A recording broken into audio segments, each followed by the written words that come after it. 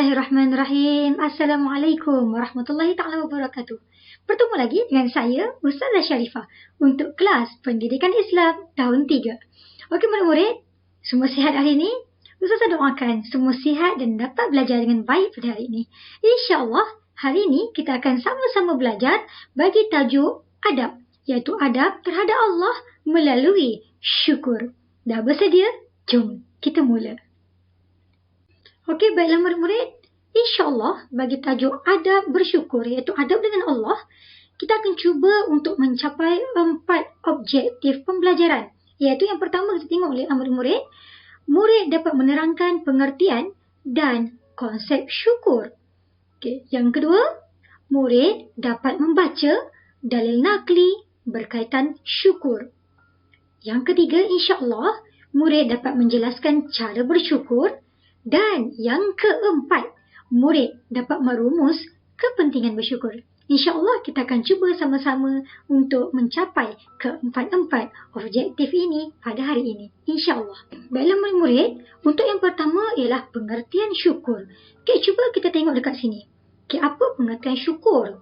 Kita duk sebut, Alhamdulillah bersyukur kan? Syukur tu apa sebenarnya? Apa pengertian di sebalik perkataan syukur itu? Kita tengok di sini, syukur ialah berterima kasih kepada Allah dengan menggunakan nikmat Allah Subhanahu wa taala sesuai dengan kehendaknya. Okey, bermakna apa? Syukur ini maksudnya kita berterima kasih. Berterima kasih kepada siapa? Kepada Allah Subhanahu wa taala yang telah memberikan kita nikmat yang terlampau banyak dekat dunia ini, dan kita gunakan nikmat-nikmat tadi. Apa nikmat-nikmat? Benda-benda yang kita terima, kesenangan Allah bagi ni, tubuh badan kita yang sihat, akal kita yang cerdas kan. Itu semua nikmat yang Allah bagi, Allah pinjamkan pada kita dekat dunia ini. Okay, jadi bila kita berterima kasih, maksudnya kita berterima kasih pada Allah, dan ada cara dia, dengan cara menggunakan nikmat Allah SWT dengan kehendaknya. Maknanya, kalau pengertian syukur ini, kita mesti rasa berterima kasih pada Allah dengan cara guna nikmat Allah dengan cara yang Allah suka. Sebab ayat dekat sini dia sebut menggunakan nikmat Allah Subhanahu wa taala dengan kehendaknya. Maknanya kalau Allah bagi nikmat pada kita, kita tak guna nikmat tu dengan ikut apa yang Allah suka, maka itu bukan tanda kita bersyukur. Okey, ingat tu?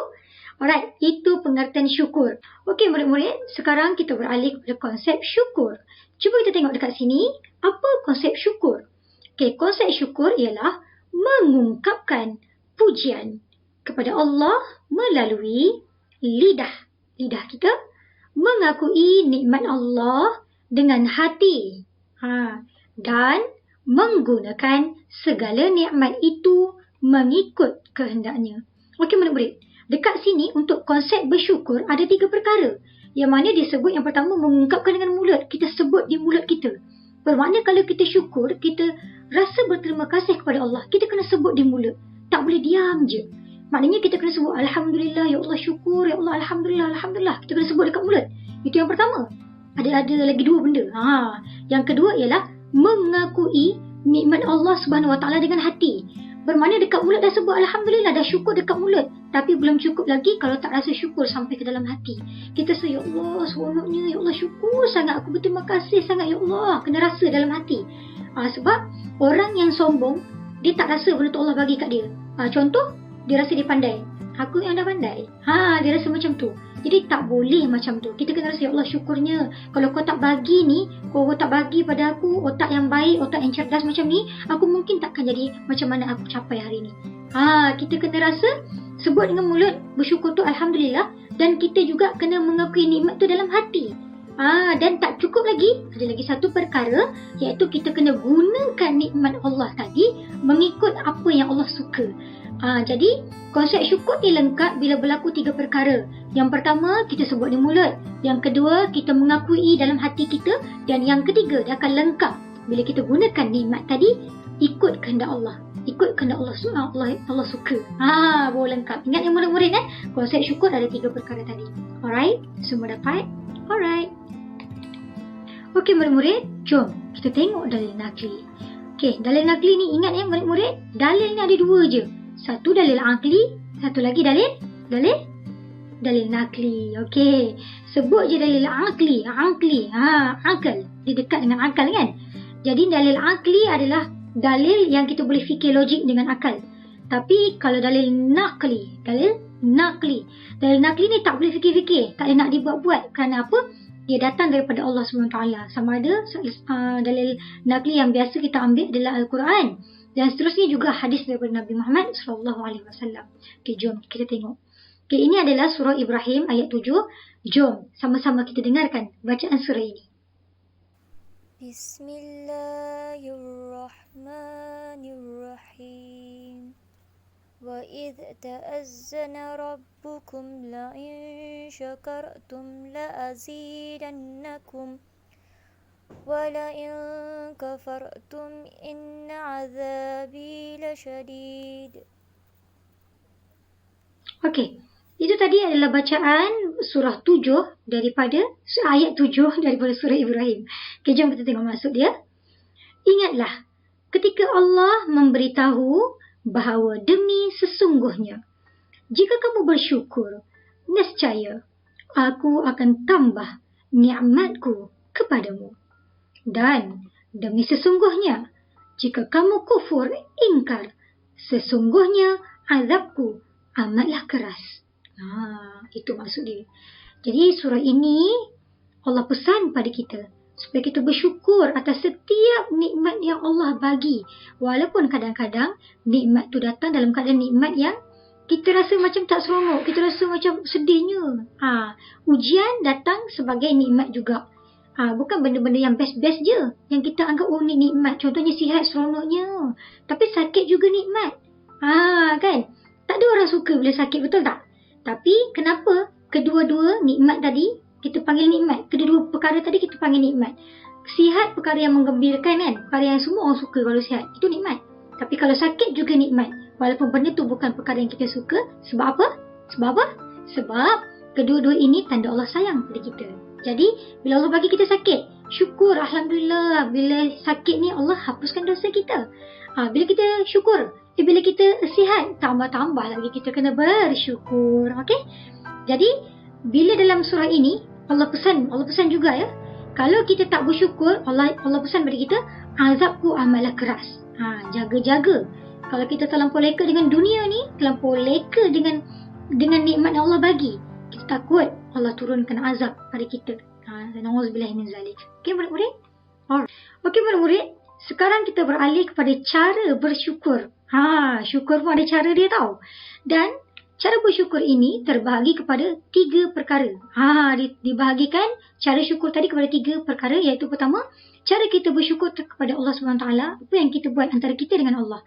Seterusnya, cara kita bersyukur sesama manusia. Jadi bila kita rasa syukur pada Allah Ta'ala, apa yang kita buat terhadap manusia. Dan yang ketiga, bila kita bersyukur kepada Allah SWT, jadi apa yang kita buat terhadap alam sekitar. Okay, kita akan perincikan setiap kategori ini. Alright? Jom. Alright, murid-murid. Yang pertama kita tengok cara bersyukur kepada Allah SWT. Yang pertama ini antara melibatkan kita dengan Allah SWT sahaja. Okay, kita tengok kat sini ada 4 gambar yang saya letak kat sini. Kita pergi satu persatu. Okay, yang pertama, bila kita rasa bersyukur, kita sangat berterima kasih kepada Allah SWT, kita akan menjadi seorang manusia, seorang hamba kepada Allah SWT yang sentiasa solat fardu. Sebenarnya solat fardu ni bukan sekadar sebab kita syukur saja. Dia benda yang macam-macam mana pun wajib buat. Kalau tak buat, maksudnya tak ada beza antara kita dengan orang yang kafir. Tapi dekat sini dia cakap orang bersyukur dia akan sentiasa solat. Bukan sekadar solat fardu, dia juga tambah lagi sebab tadi syukur sangat daripada Allah Ta'ala, dia tambah lagi solat-solat sunat. Solat duhanya, solat taubatnya, solat sunatnya, dia tambah lagi. Sebab apa? Dia rasa ya Allah berterima kasih kepada Allah. Sebab nikmat yang Allah bagi pada kita murid-murid, kalau kita nak kira satu persatu memang tak terkira. Dan satu saja nikmat yang Allah bagi pun kita rasa kita tak mampu nak balas jasa Allah SWT. Apatah lagi nikmat-nikmat Allah yang bagi terlampau banyak pada kita, kan? Right, yang kedua, kita tengok gambar seterusnya. Gambar apa ni? Dia tengah baca Quran. Jadi orang yang bersyukur ni, dia rasa berterima kasih kepada Allah Ta'ala, kan? Jadi apa yang dia buat? Dia suka nak buat perkara-perkara yang Allah suka. Antaranya perkara yang Allah suka bila kita baca Quran. Allah ni sangat pemurah kan, Allah sangat baik dengan kita. Dah Allah bagi nikmat kat kita. Kita nak balas balik ni, nak cakap ya Allah terima kasih ni ya Allah. Kita baca Quran. Dan bila baca Quran tu, ya Allah, Allah bagi lagi pahala pada kita kan murid-murid. Baiknya Allah. Dan bila kita baca Quran, kita bukan sekadar berterima kasih kepada Allah Ta'ala, kita juga diganjari. Allah bagi pahala lagi pada kita. Ya Allah, baiknya Allah ni. Okay, seterusnya kita tengok gambar yang ketiga ni. Dia tengah buat apa? Gambar macam orang tengah berdoa kan. Okay, sebenarnya apa yang nak disampaikan dalam gambar ini adalah qanaah dalam kehidupan. Qanaah tu apa? Ini qanaah ni. Qanaah ni bermaksud kita rasa cukup. Kita rasa cukup. Maknanya, murid-murid, kalau kita tengok dalam kehidupan kita, kan, kehidupan kita, kehidupan ustazah, kehidupan awak, kawan-kawan awak dalam kelas pun kita tengok ada berbeza-beza. Ada orang yang Allah bagi kehidupan dia. Dia lahir je, dia lahir dalam keluarga yang sangat kaya. Sangat senang. Nak apa, minta mesti dapat punya. Kan? Tapi ada juga di kalangan kita yang mungkin kita sendiri, Allah takdirkan kita hidup dalam keadaan keluarga yang sederhana.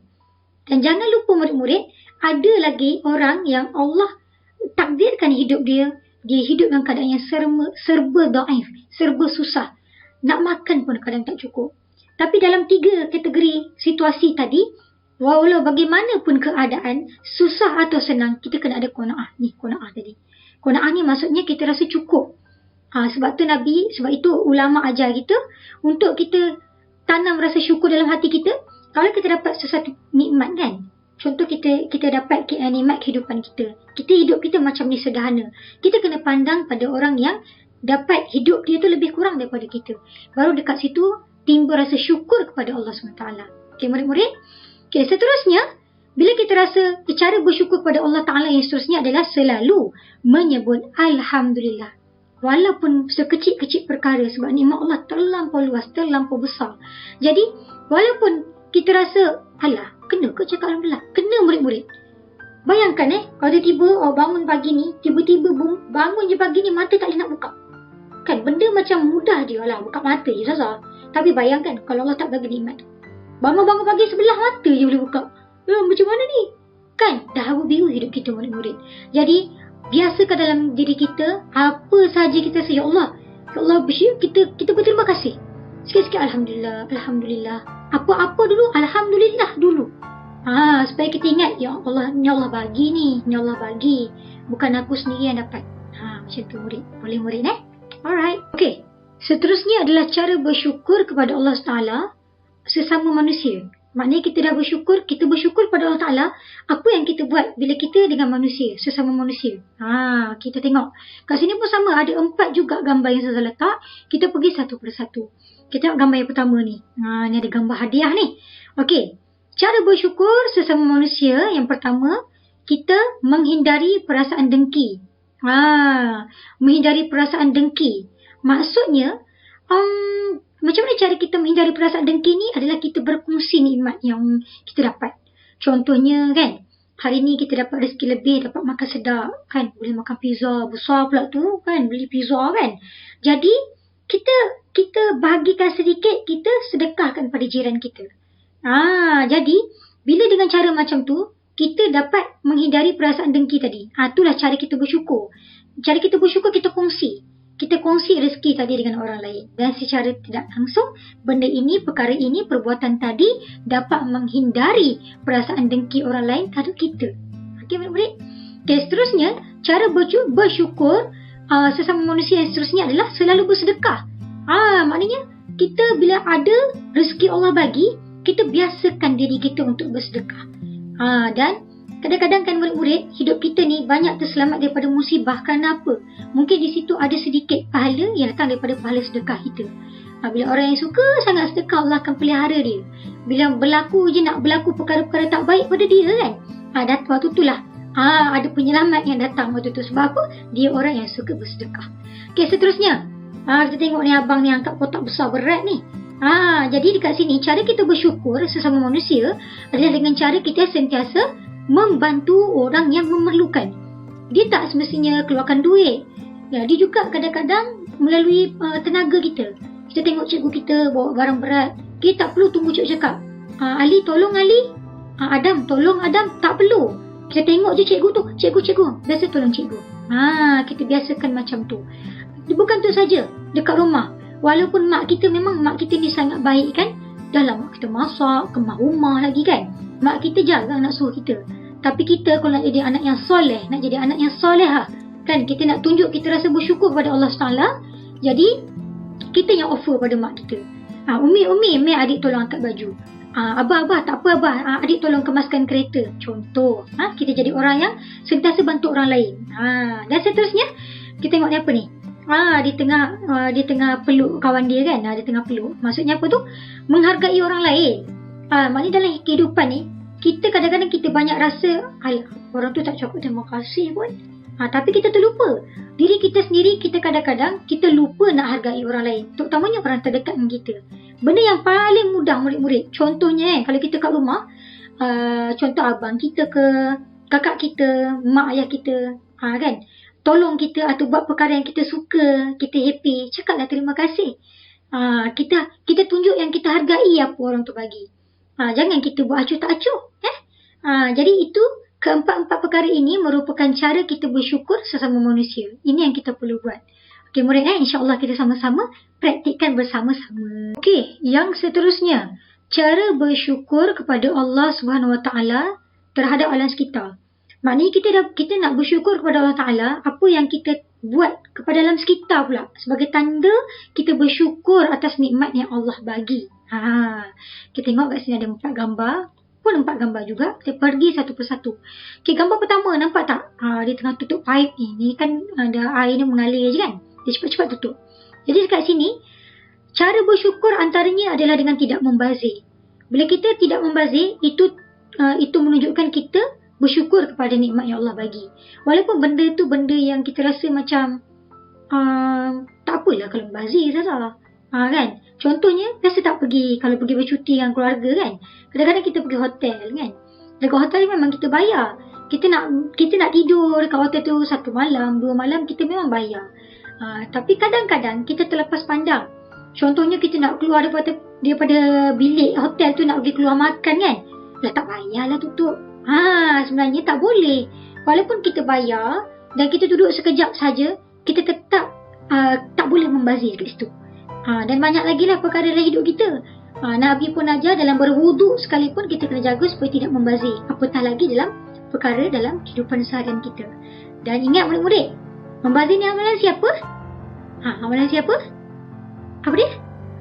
Amalan syaitan. Jadi kita tak nak jadi kawan syaitan kan. Jadi jangan membazir. Elakkan membazir. Okey, seterusnya, menjaga kebersihan. Maksudnya, bila kita bersyukur kepada Allah SWT, secara tak langsung kita akan menjadi seorang yang sangat pembersih.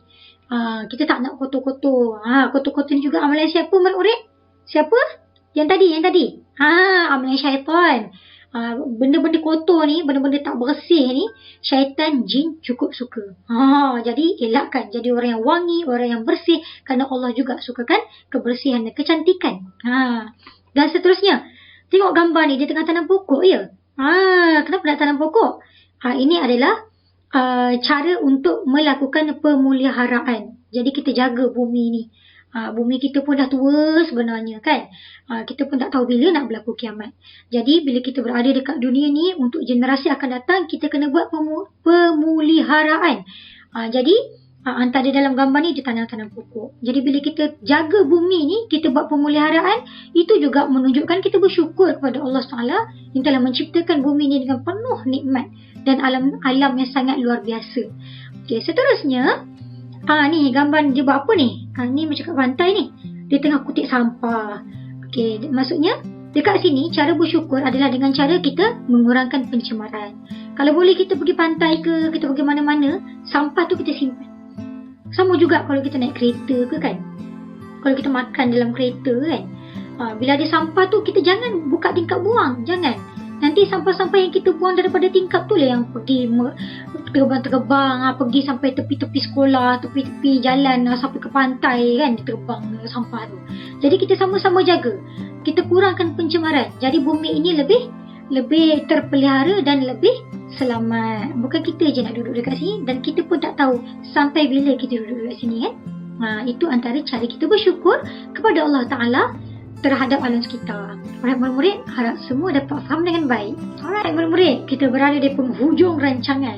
Okey, untuk yang sekarang ni kita nak bincangkan kepentingan bersyukur. Okey, ada berapa kat sini? 1, 2, 3, 4, 5, 6. Ada 6 kepentingan bersyukur. Okey, kita pergi satu persatu. Okey, yang pertama, memberi kekuatan dan ketabahan. Ni ada Ustazah sebut tadi.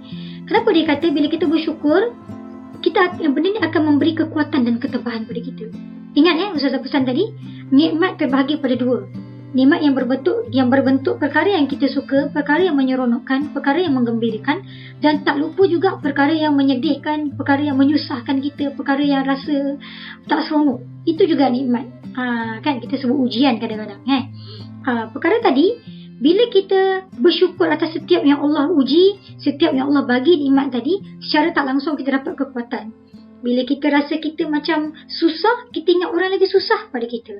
Secara tak langsung, dekat situ kita dapat kekuatan dan ketabahan untuk meneruskan hidup kita. Okey murid-murid? Okey, yang seterusnya, rajin mengerjakan amal soleh. Betul. Bila kita sedar kita hamba kan, bila kita sedar yang kita ni tak punya apa-apa, kita akan rasa, ya Allah, bersyukurnya, ya Allah, terima kasih ya Allah. Jadi bila kita rasa bergembira, kita rasa nak bagi Allah gembira kan, kita akan buat perkara-perkara yang Allah suka. Antaranya kita akan buat amal soleh. Amal soleh ni segala perkara baik yang Allah suka. Baca Quran, solat, bantu orang, cakap benda-benda yang baik, happykan orang sekeliling kita kan. Jadi orang yang bermanfaat. Itulah perkara-perkara soleh tadi. Okey, dan seterusnya, tidak lalai dengan kemewahan. Betul. Kadang-kadang bila kita terleka dengan nikmat dunia ni, kita ingat dunia ni kita yang punya. Jadi bila kita sedar apa pun yang kita dapat dekat dunia yang sementara ini semua datang daripada siapa yang bagi? Allah yang bagi pada kita. Bila kita sedar segala yang kita ada pada hari ini, segala-gala yang kita miliki pada hari ini, semua ini adalah pinjaman. Jadi dekat situ kita tidak akan lalai. Sebab apa? Kita sedar Allah bagi pinjam je, bukan kita punya selama-lamanya. Seterusnya, diredai Allah dalam kehidupan, insya-Allah. Bila kita bersyukur, Allah memang akan redha kita. Allah akan redha pada kita. Allah akan suka pada kita. Allah akan sayang pada kita. Kita nak Allah sayang kita. Sebab dekat dunia ni, kita takkan ada makna hidup ni kalau Allah tak redha pada kita. Allah marah pada kita. Allah murka pada kita. Na'udzubillah. Kita nak hidup kita ni Allah redha, Allah sayang, Allah suka pada kita. Supaya dengan bila redha Allah tadi, Allah izinkan kita masuk syurga dia. InsyaAllah. Amin. Okay, seterusnya, digandakan nikmat oleh Allah. Betul. Kan tadi ada dalam surah Ibrahim tadi. Bila kita bersyukur kan, Allah bagi pandai, kita syukur. Allah bagi cantik, kita syukur. Allah bagi kita hidup senang, kita syukur. Allah bagi kita kenyang, kita syukur. Allah bagi kita happy pun kita syukur. Bila kita syukur, Allah akan tambah lagi nikmat-nikmat tadi. Seronok kan? Dan akhir sekali, sebagai bukti menghargai nikmat Allah. Betul. Bila kita bersyukur, itulah petanda yang menunjukkan kita cuba menjadi seorang hamba Allah Subhanahu Wa Taala yang bersyukur. Sebab tu penting untuk kita sentiasa bersyukur. Kita bersyukur pada Allah Taala. Dan kesyukuran tadi kita tunjukkan juga bila kita bersama dengan manusia lain, bersama dengan orang sekeliling kita. Juga benda itu juga terzahir. Benda itu juga kita tak langsung amalkan bila kita berada dalam kehidupan kita terhadap alam sekitar dan sebagainya. Alright? Sebab apa? Syukur ini tidak cukup sekadar di mulut. Dia kena mulut, hati dan juga perbuatan. Dan perbuatan tadi, perkara yang kita amal, perkara yang kita buat, mestilah dengan kehendak Allah dan redha Allah. Allah suka. Jadi murid-murid, untuk tajuk ini, sampai di sini saja. Ustazah harap semua dapat faham apa yang kita pelajari pada hari ini. Sekiranya awak ada persoalan nak bertanya kepada Ustazah, jangan segan, jangan malu. Tuliskan dekat bawah ni, ada kotak komen dekat bawah ni. Tanyalah apa pun awak nak tanya. InsyaAllah, yang Ustazah tahu, Ustazah akan tolong jawab. Yang Ustazah tak tahu, Ustazah akan cuba rujuk pada orang yang lebih arif dan alim lagi. InsyaAllah, cukup sekadar itu. Sehingga kita berjumpa lagi. Assalamualaikum warahmatullahi ta'ala wabarakatuh.